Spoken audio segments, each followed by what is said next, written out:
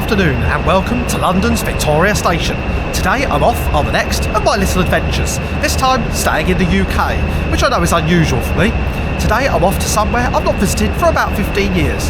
Yes, it's Eastbourne, which was always known locally as God's waiting room. Well, we'll see if it still upholds that, or if it's gentrified or improved over the last decade or so since I last visited.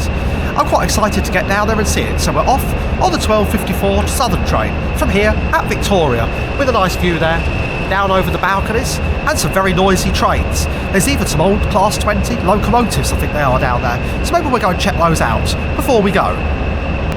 Right now, however, I'm outside the Wetherspoons here on the upstairs balcony at Victoria, and well, I was served by the very grumpy and miserable member of staff who didn't really seem hugely interested in doing their job. However, it is only £1.85 for a half a drink. And with that, welcome to Carl's Travel Channel, where every journey costs less than £200. Please sit back, relax, and enjoy the ride. And always remember, the nearest exit may be behind you. As we head back past the Wetherspoons, please remember to like and subscribe. Right, we'll now head down to the platforms and see what we can find down here. As promised for the railway enthusiasts watching, here are the two Class 20 locomotives on the far platform. I am assuming they are used for railway maintenance purposes to haul wagons around. And in some good fluke of timing, here they go.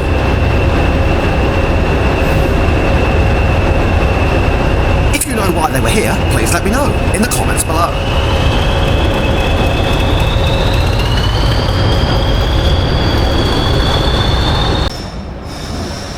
We're heading up the stairs into the Victoria Place shopping centre to grab a coffee before I head off. I then make it to Lyon in the upstairs Victoria Place shopping centre, where I use the handy app and my subscription to order a free coffee. You just select coffee, and then latte today, change it to large, select what type of milk you would like, and any flavouring such as salted caramel, and then you click to add to your basket, and ready to order. Once you've got through the myriad of warnings about allergies, etc., you then select the time you would like it, in this case immediately, and then you press order, and you can see it's free because I've got a subscription where you get 5 free coffees a day for £25. Fortunately, unlike the trains, it arrives very fast. Right, let's head back downstairs and see if my train has now got a platform. Well, I made it through to the departure area here. I'm waiting for my train platform to board. Unfortunately, it's already shown 3 minutes late, so that's not a very good start.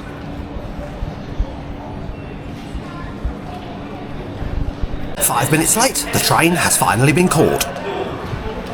Well, that was really an experience at the gate. So none of the e-tickets bought on the app actually scan at all. So you have to go through a member of staff, and there's about 55 other people waiting there to get through as well. So, and the train, of course, is already about 5 minutes late. So let's see what happens. I don't hold out much hope for the chaotic state of railways in the UK, which is why I normally take the National Express or the Flixbus everywhere. A quick look inside the carriage before we get on.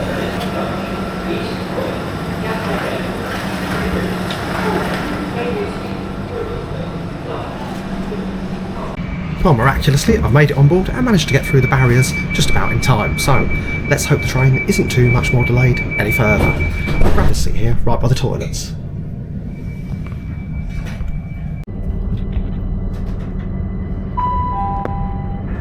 Good afternoon, ladies and gentlemen. John Ball Supervisor speaking. Welcome aboard the Sun Service to all via Eastbourne.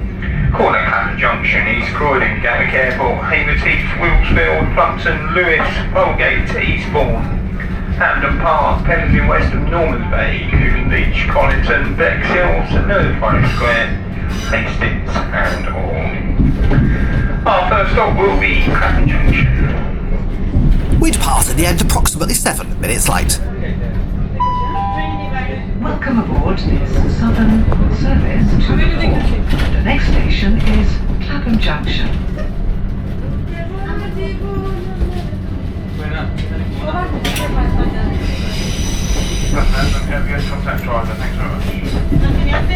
We head out passing the large rail depot outside Victoria Station, with Battersea Power Station flanking up the rear. I always love this approach or departure from Victoria Station, but gosh, there are some noisy passengers in this carriage, so I'll just have to talk over the top of them. As the iconic Battersea Power Station comes into view, just a few notes on how I booked the ticket for this journey. Well, I used a very bad Southern app, which is awful to use to be honest, but I booked a ticket only about 48 hours in advance, and it cost £15 for this outbound journey and £10 for the inbound journey the day after. We pass on the left here the famous Battersea Dogs and Cats Home, and continue through the first of many stations we were not to be stopping at, Battersea Park. Despite it saying it would, the tickets did not appear in my app and I had to download them as PDF files. Here affords a view as we cross over the South Western Main Line up towards Vauxhall and Waterloo. This is Clapham Junction. This train is the Southern service to all, calling at East Croydon, Gatwick Airport, Haywards Heath, Webblesfield, Plumpton, Lewes, Polegate, Eastbourne, Hampden Park, Pevensey Weston, Normans Bay, Cruden Beach, Covington, Bexhill, St Leonard's Warrior Square, Hastings, and Hall. The next station is East Croydon. And as we pull out of Clapham Junction, that's a nice summary and list of today's stops on the journey for you. I wonder who on earth is 10 foot 19. On that note, there is certainly a lot of graffiti making a mess of this section of the line.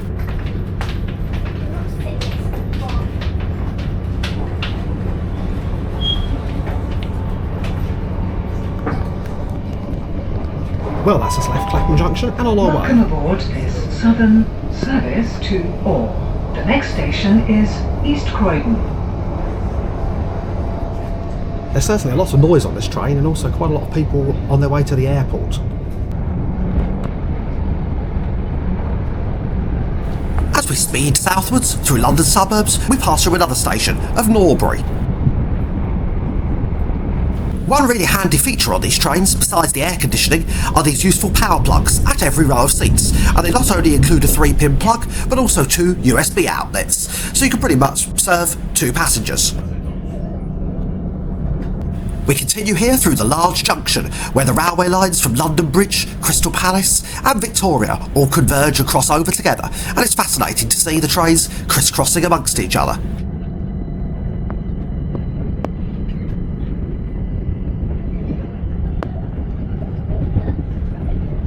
East Croydon is our next station stop.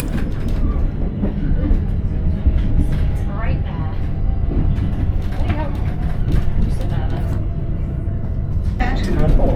The next station is Gatwick Airport. Well, you didn't let me, and I said, but...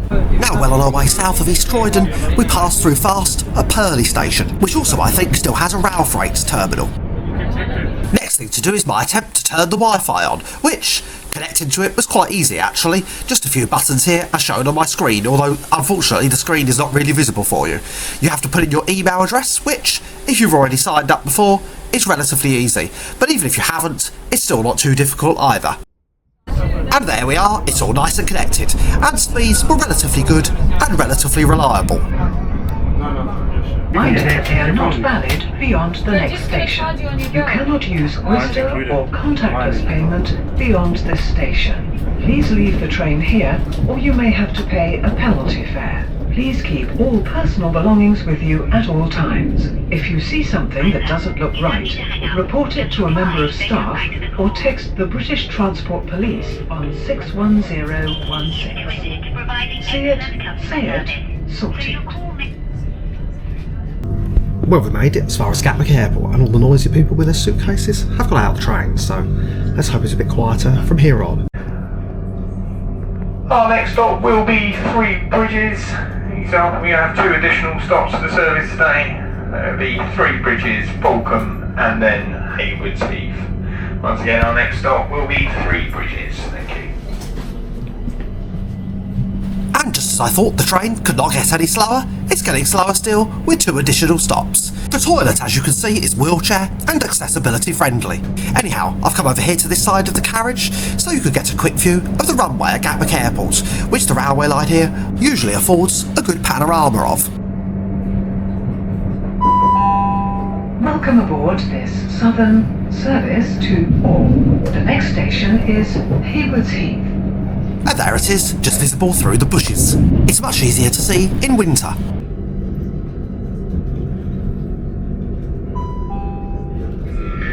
Good afternoon, ladies and gentlemen. We shall shortly be arriving here to Three Bridges. This is one of our additional stops this afternoon. Thank you. If you are leaving the service... Gosh, there is a lot of feedback on his microphone. Once departed Three Bridges, you pass through the very large and long Thameslink maintenance yards here.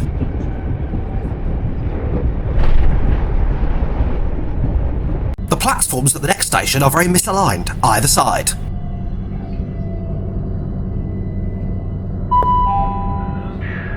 Good afternoon, ladies and gentlemen. We're now coming into Balcombe, our second additional stop. If you're leaving the service here, please mind the gap between the platform and the train. As you can see from where we've stopped, you cannot alight on this part of the platform, so I guess you have to walk back up through the carriage, which wasn't announced. With the carriage now quieter, you can see how there are electric power points at every seat pretty much, or every row on the train, and there's space in the vestibule area for bikes. Departure is prompt out of Balcombe Station. We then cross one of the most beautiful parts of the London to Brighton line, the Balcombe Viaduct.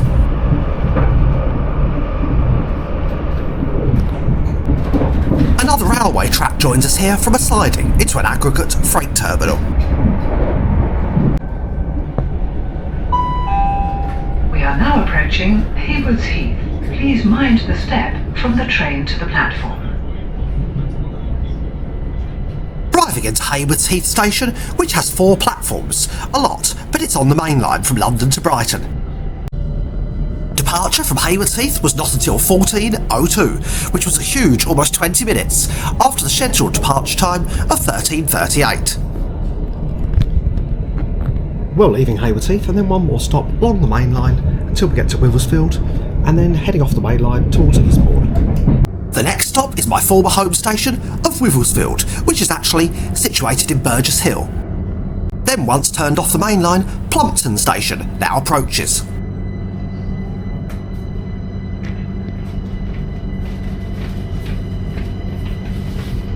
And this section of line still has quite a few level crossings, which you do not see on the London to Brighton main line. Some open countryside here as we head out towards Lewes.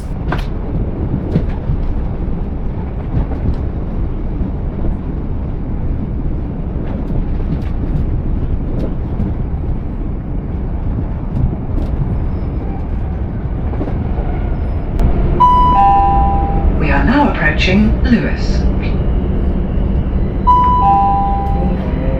Good afternoon, ladies and gentlemen. We're now coming into Lewes. Please change here over to platform 3 for services to Newhaven Town, Newhaven Harbour, Bishopstoke and Seaford, or over to platform 4 for services to Falmouth, Moultrie, London Road and Brighton. If you're leaving the service here, please have a good look around you, make sure you take all your belongings with you, and mind the gap between the platform and the train. As stated, Lewes is where you would alight for the New Haven to Dieppe ferry, and I've already made a video about this on my channel. In fact, it was one of my first ever videos, which you could go and check out for yourself. Service to all. The next station is Polegate. And again, there is another beautiful stretch of countryside after Lewes, featuring the South Downs and some beautiful white cliffs at various points. Now I know a lot of you love these. Yes, you've guessed it. It's time for the Loo Review. Firstly, at least it is accessibility and wheelchair friendly. And the door is closable and lockable like this.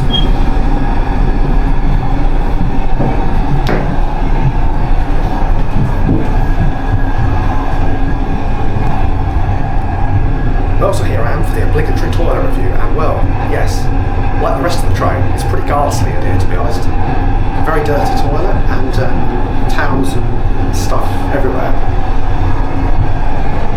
There is soap in the water, but of course the water doesn't actually seem to doesn't work. So you have to keep nice and dirty. Escaping back out, we make it to Polegate Station, and here it's only one stop to go until Eastbourne. Some large wind turbines in the distance over there as we pass the first of a few flats of countryside, which, according to Google Maps, are actually sewers. Oh gosh, this doesn't bode well for Eastbourne. We pass non-stop through Hampton Park Station, where we will stop at on the return journey.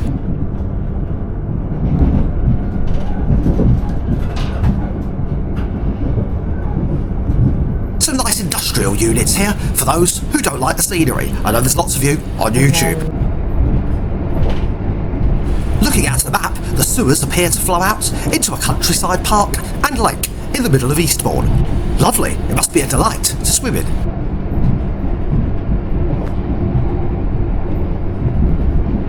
Report it to a member of staff or text the British Transport Police on 61016. See it, say it, sorted. Yet another set of Gatwick Express carriages opposite as we arrive into Eastbourne.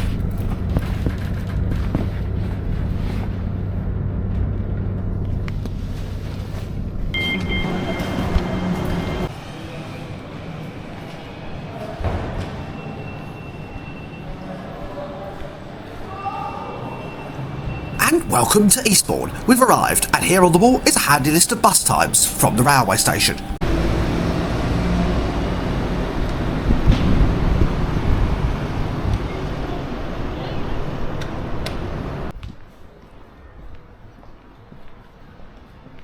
It's only around a 10-minute or so walk down to the seafront, and there, literally right by the front, is my hotel, the Hotel Cumberland. It appears fairly unassuming from the outside, so let's get inside, check in, and check it out.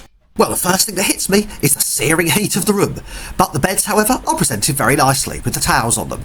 Probably the best and most interesting feature of the room is this strange classic old radio, which looks like it's come out of the late half of 1973. Another look at the towels and bedding. Checking out the bathroom, the bath and shower was very good pressure and nice hot water, which was fairly uniform in temperature. Toilet all clean and fresh with loo roll provided. And of course the sink, again nice and clean. And some extra loo roll here in case you run out. And as if it could not get any hotter in this room, there is a heated towel rail provided. Taking a look out the window now, it's a nice view over the courtyard of one of the Georgian terraces here in Eastbourne. However, there were lots of damp and water lines running down the walls of the room. Fortunately, no physical water itself. Not to mention the creaking floorboards, which were very loud at night. The tea and coffee making facilities, however, seen here, are very good, and they even include some free biscuits. Sadly, I did not get time to use them, and there is a menu here for the hotel, cafe and restaurant.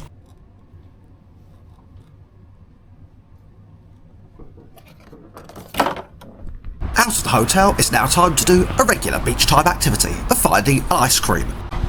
So just north of the pier, I come here to the Gelato Famoso. You can take away or sit inside like I did, and the menu here is really huge and very comprehensive. I order this delicious Irish coffee sundae for £8.95.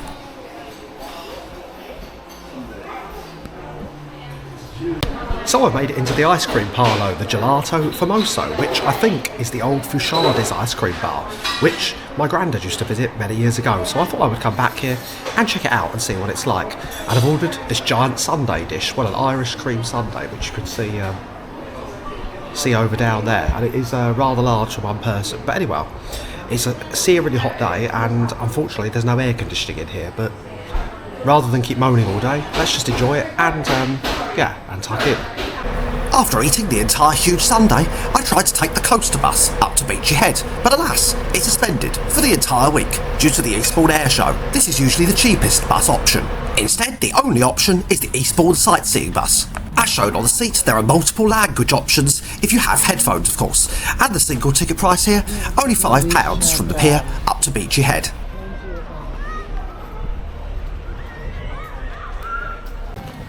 So I've made it on board the open top sightseeing bus to take me from here, at the pier, up towards Beachy Head, which is only £5 for a single ticket, or it's £12 to do the entire loop there and back. So it's great really that they actually do a one-way fare, which most of these sightseeing buses don't. One thing to point out here, Eastbourne offers a myriad of various entertainment shows at the bandstand and the various theatres in town. Hello and welcome. The full tour takes about 50 minutes and you will see Eastbourne's famous attractions, including the pier, the carpet gardens, the glorious seafront, the bandstand, the lifeboat museum, Beachy Head, Baltoot Lighthouse, the Seven Sisters, Burning Gap, the South Downs National Park and East Dean, before returning to Eastbourne. Your ticket gives you the freedom to hop on and hop off the tour bus as many times as you like for the next 24 hours, giving you the perfect opportunity to explore Eastbourne and the surrounding area at your leisure. So now sit back and enjoy the tour. But please remember to remain seated whilst the bus is moving. If you wish to alight, please ring the bell once. Bell pushers are situated at the top of the stairs or throughout the lower saloon. On your left, past the old red phone box, is the pier. Eastbourne Pier Company was registered in 1865 and was opened in 1870 by Lord Cavendish, although work was not completed until 2 years later. On New Year's Day 1877, the landward half was swept away in a storm and rebuilt at a higher level, creating a drop towards the end of the pier. Eastbourne's pier is about 300 metres long, and the original plans were very simple. A long promenade which took people out to the sea without getting their feet wet. In 1888, a 400-seat domed pavilion was constructed at a cost of £250, which was later sold on to a farmer to use as a cattle shed. A new 1,000-seat theatre, bar and camera obscura was built in 1901. During the Second World War, part of the decking was removed and machine guns were installed. A Viper's anti-aircraft gun was sighted midway along the pier, measured to repel any attempted enemy landings. Throughout the late 19th and 20th centuries, pleasure steamers ran trips along the coast and across the channel to Boulogne. 1957 was the final season. Strong swimmers were permitted to dive from the pier end between 6 and 9 in the morning. On the 30th of July 2014, East Sussex Fire and Rescue Service deployed 80 officers to tackle a devastating fire which destroyed the domed blue room at the landward end of the pier. The fire rapidly took hold and sadly completely destroyed the building. But thanks to the quick response of the Fire Brigade and the Royal National Lifeboat Institute, who rainbowed seawater on the remaining 2/3 of the pier, the majority of the structure was saved, thanks to the bravery and skill of those men and women. Just ahead to your right is a statue of a young officer, in memoriam to the Sussex men who served in their local unit, the 2nd Battalion of the Royal Sussex Regiment, at the time of the Indian Mutiny in 1857, and who gave their lives for their country.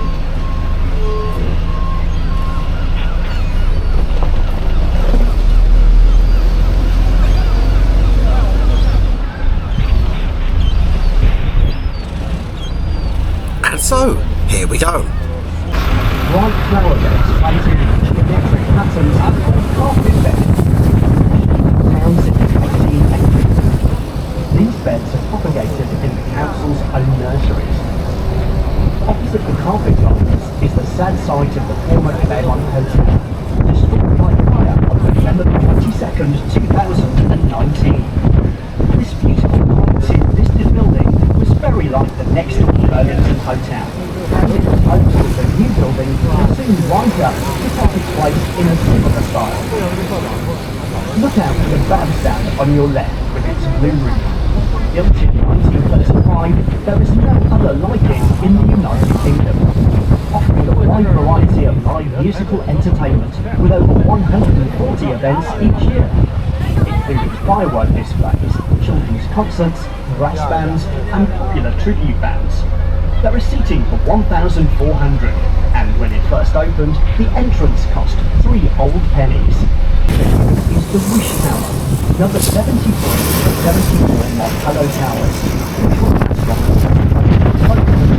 by Seaford to the coastline from invasion by Napoleon. Below the Wish Tower, close to the road below, is the first permanent lifeboat museum in the world. The first lifeboat to serve Eastbourne was a privately owned vessel built in 1822, 2 years before the Royal National Lifeboat Institute itself was founded, and given to the town by the well-known local John Fuller, also known as Mad Jack. The boat, called the Rose, served until 1863. This is the stop for the Lifeboat Museum and Wish Tower. Coming up to your left, erected in 1910, is the Beachy Head. That's the Compton, who was the mayor of Eastbourne. On the 13th of May 1874, it was announced that local resident William Earp was proposing to build a magnificent hotel with frontage at a cost of £50,000. The result was the Grand Hotel, which is the large white building set back on your right. The only 5-star seafront hotel in the country.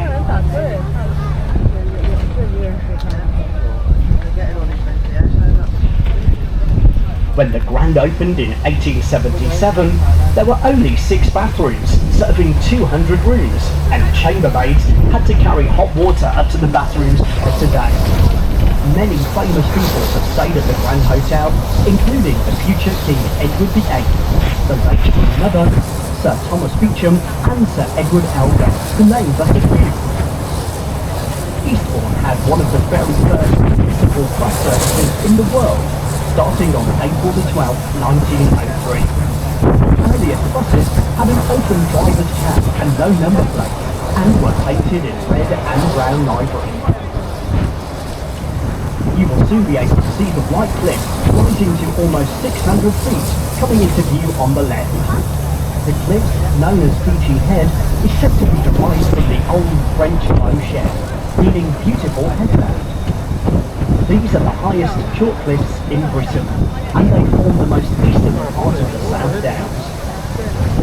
Below on your left are the Holywell Gardens, a wonderful sun trap, rockeries, and a tea chalet. In the winter of 1904, this was a huge chalk quarry, but it was discovered that the excavation was polluting a nearby water spring. Also perched on top of the cliff is Holland Gardens, 18-hole putting course and lawn bowls overlooking the sea. This is the stop for Holywell Gardens. The Victorian building on your right was the All Saints Convalescent Hospital, built in 1869, originally an Anglo-Catholic nunnery. Due to the timing of the many hospitals and nursing homes were built in Eastbourne. Since the closing of the hospital in 2004, the chapel is used as a venue for weddings and formal dinners.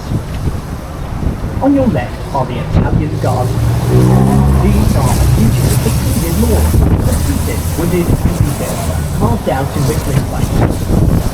Next is Leeds School, founded in 1895 by Mrs. Francis Brown. During the war, the school was evacuated, and the building used to train over 2,000 code breakers. This is the stop for the foot of Beachy Head, Foyles Way and the kiosk. You can walk to the top of Beachy Head from here, but be warned, it is very steep. For the top of Beachy Head, please stay on the bus. This is the spot I would walk back down to later on when returning from Beachy Head, which you can see later in the video.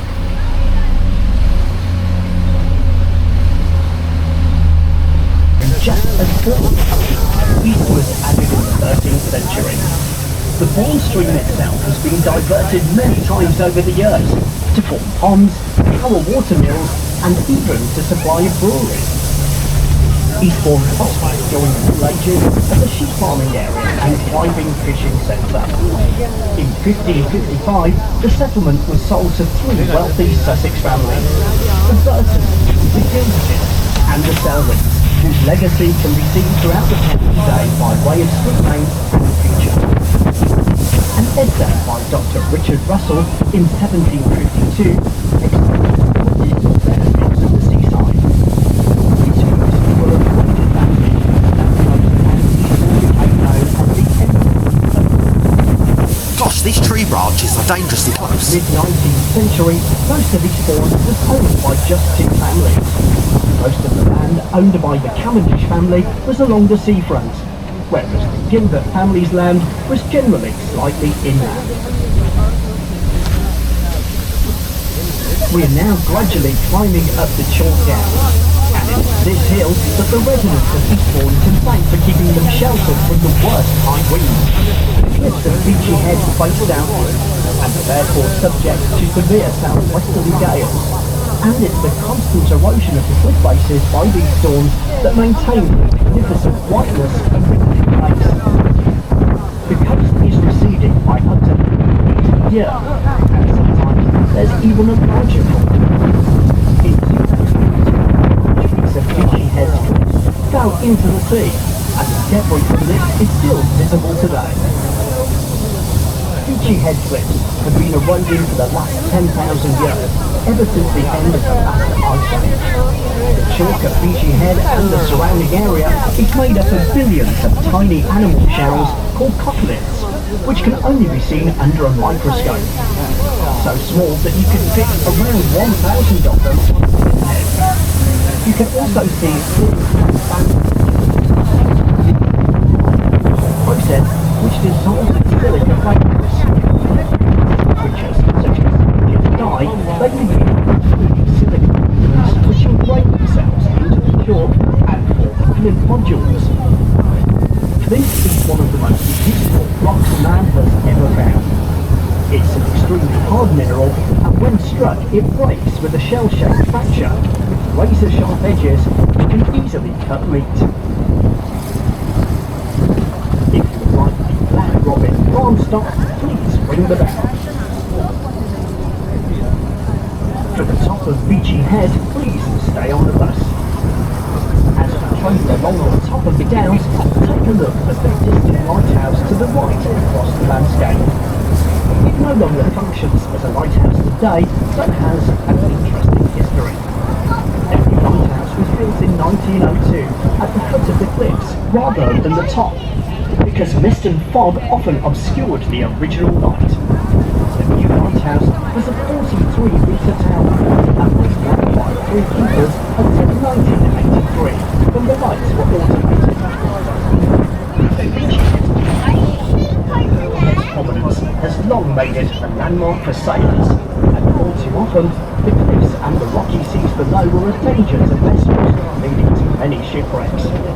So many people were losing their lives that Parliament was petitioned to build the lighthouse as early as 1691. Parson Darby, a local rector, was so distraught by the death toll of sailors on the rocks that he made it his mission to single-handedly carve out a series of tunnels in the cliff face known as the Parson Darby Holes, leading to a cave 20 feet above the high water mark, from which he shone warning lights to help sailors.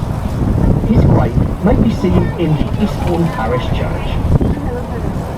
It was the beacon at the top of Beachy Head that warned the population of the arrival of the Spanish Armada in 1558. This is the stop for the Beachy Head pub and the countryside centre. If you are leaving us here, please check with the driver for the times of the last buses, as we don't want you stranded here. Please also be aware that we only run in one direction along the downs, so you need to catch the bus on this side of the road for your return to Eastbourne.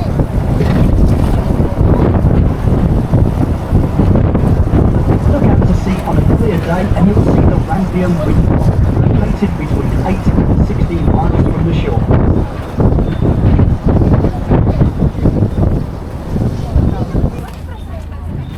And with my friend who joined me for this ride, it's time to get off the bus.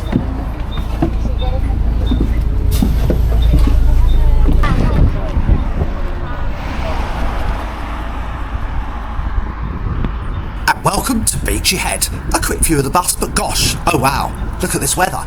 Sadly, even just on arrival here, it's clearly evident that any chance of a view today is zero. So well, the only thing for it is to head to the on-site pub and have a proper job. Prices actually are not too expensive, and you can enjoy the lovely clouds through the window. Whilst the sightseeing bus was very, very good, and I would highly recommend it, an excellent value for money at only £5, I think I will walk back down because it's some nice exercise, and who knows, maybe the cloud will clear as you head down further. The paths as shown here are not too steep either.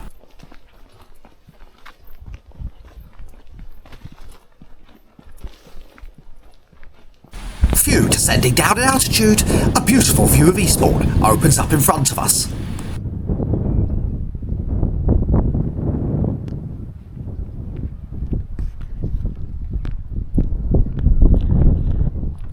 The beauty here is stunning, near to the Italian Gardens, a popular local hangout spot.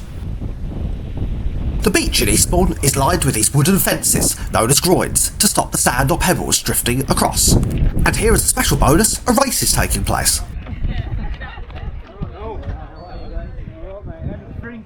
All along this stretch of coastline are these amazing historical Martello towers. This one, in the Peace Garden, clearly illustrates its wartime history, with some information on it here.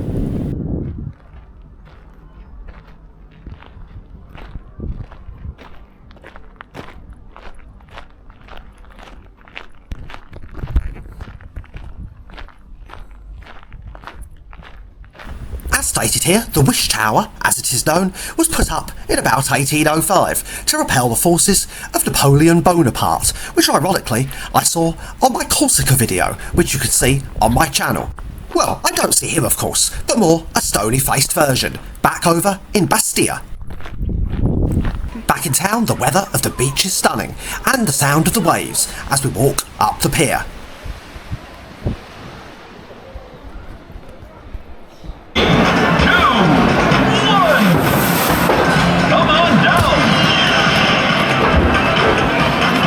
That's a bonus. They even have this classic old slot machine and games arcades.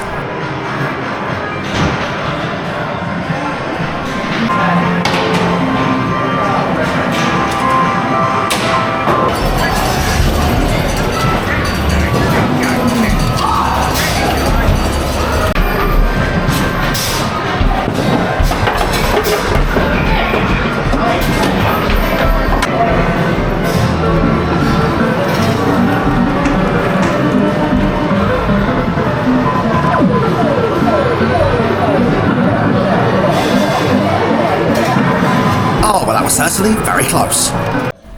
Adjacent to the amusements is this pub, so it's time to enjoy half a pint of Guinness. Well, cheers. Looking back from the end of the pier across to the town in the stunning evening light.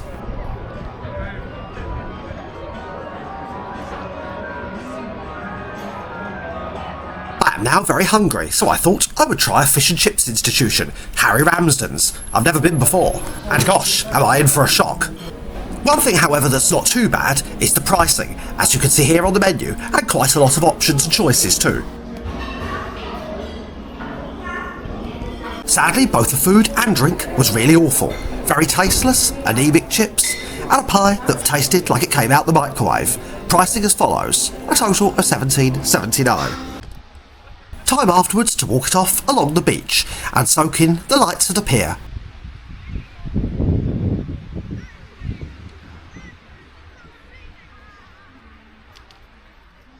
And with that, good night from Eastbourne. And good morning from the Cumberland Hotel. Luckily, with the windows wide open, the room did cool down during the early hours of the morning and I was able to get some sleep, so overall it wasn't too bad. So let's catch the lift and head out down for today's festivities.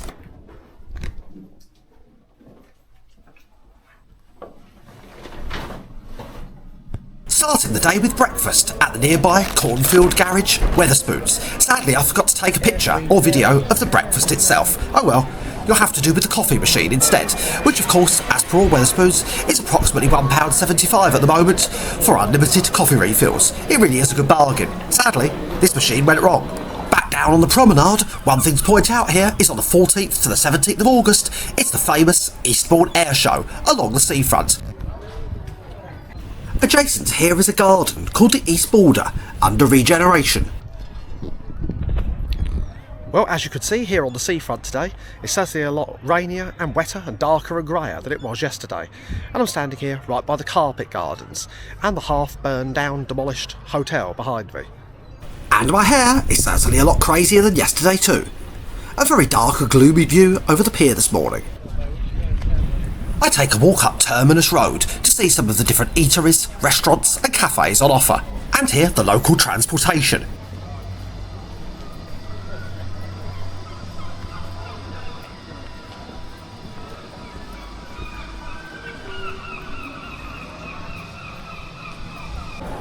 And then pass into the modern Beacon shopping centre with a myriad of different current high street chains available. Finally back up by the railway station here at the Enterprise shopping centre, which, I must admit inside, looks like a forgotten lost world. Inside is a lost world of quirky or closed shops and zero customers. This provides a good opportunity to summarise the positives and negatives of my trip to Eastbourne, starting here with the positives. Overall, everything here is cheaper than Brighton, food, drinks and hotels. It's also quieter than Brighton, allowing you more space and relaxation. Plus you've got the breathtaking scenery of Beachy Head nearby. Moving on to the negatives, the hotels are not really as great and many seem a little run down. The pier is also smaller than Brighton with less attractions on.